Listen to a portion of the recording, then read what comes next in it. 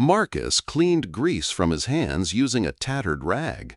The well-known scent of engine oil and metal shavings permeated the cramped repair bay of Station Omega-7. For 23 years, he had been repairing starships on the Outer Rim. He had encountered every type of alien smuggler and space rat the galaxy could present, but nothing prepared him for what limped through his bay doors that evening. The dragon was enormous, even by draconian standards. Standing easily at 12 feet tall, its wings scraped the ceiling when folded. Its scales, once likely a splendid emerald, were now dull and patchy. Deep scars marred its hide, and one wing drooped at an unusual angle. However, it was the dragon's eyes that froze Marcus in place. Ancient amber orbs were filled with a weariness that conveyed centuries of suffering. "Forgive the intrusion, sir," the dragon rumbled in accented standard, its voice resonating like distant thunder. "I seek passage to the Centauri colonies. I can work. I am strong despite my appearance." Marcus set his tools down. In all his years, he had never heard a draconian address a human with such respect. Their species were recognized as proud warriors, conquerors of numerous star systems, long before humanity achieved faster-than-light travel. "What kind of work are you looking for?" Marcus inquired cautiously. The dragon's massive head lowered. "Anything, sir. Loading cargo, cleaning waste recyclers, scrubbing plasma conduits." He paused, and when he spoke again, his voice was barely above a whisper. "May I have leftovers, sir? I have not eaten in 4 standard days." The words struck Marcus like a plasma blast. This magnificent creature, a being whose ancestors had once ruled the stars while humans were still confined to Earth, was pleading for table scraps? "What is your name?" Marcus asked, stepping closer. "I am known as the HFY, sir, formerly of the Crimson Fleet." The dragon's claws anxiously scraped against the metal floor, although that name holds no significance now. Marcus recognized the name.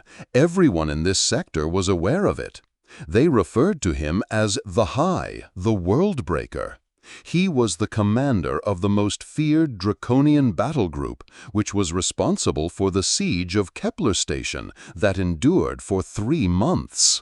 However, that was during the war 15 years ago, prior to the peace accords.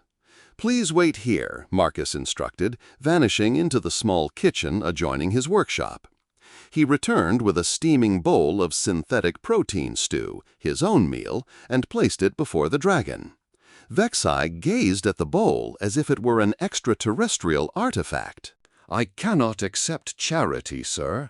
I have nothing to give in return."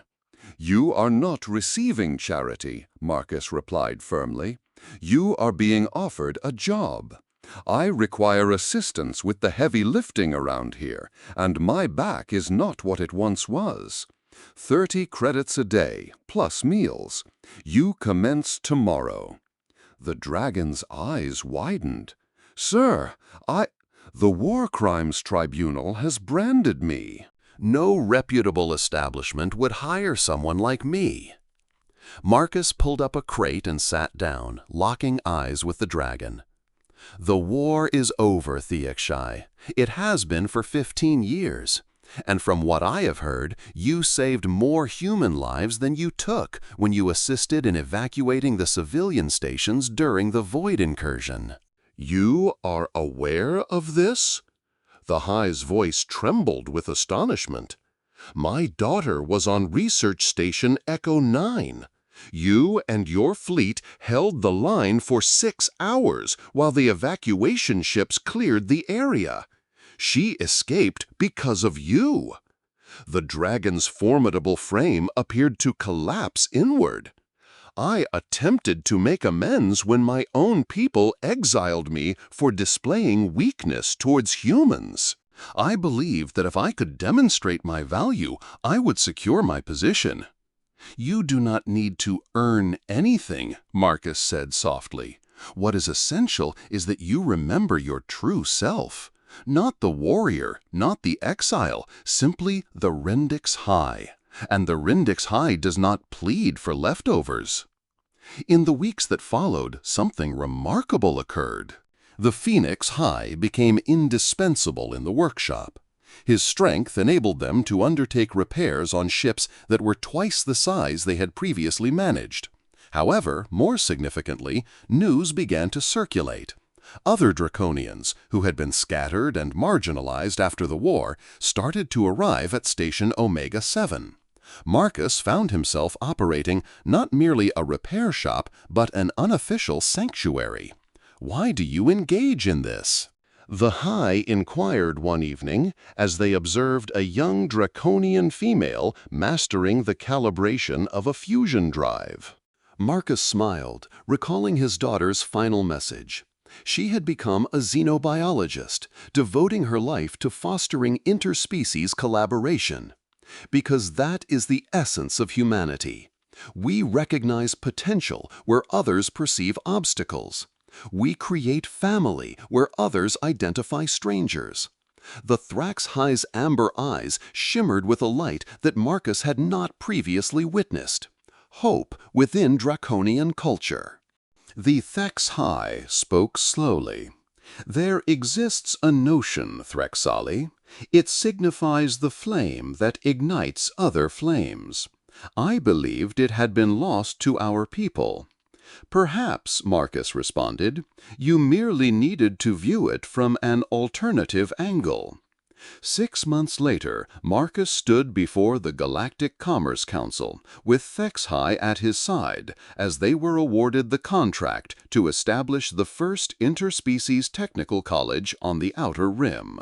The dragon, who had previously requested leftovers, now stood proudly, his scales shining with revitalized health and dignity. As they exited the council chambers, Thraxi gently placed a large claw on Marcus's shoulder. "Thank you," he rumbled, "for recognizing the dragon beneath the scars." Marcus smiled. "Thank you for demonstrating that sometimes miracles merely require an opportunity to remember how to soar." Behind them, the station was alive with activity. Humans and Draconians collaborated, creating something new from the remnants of past animosities.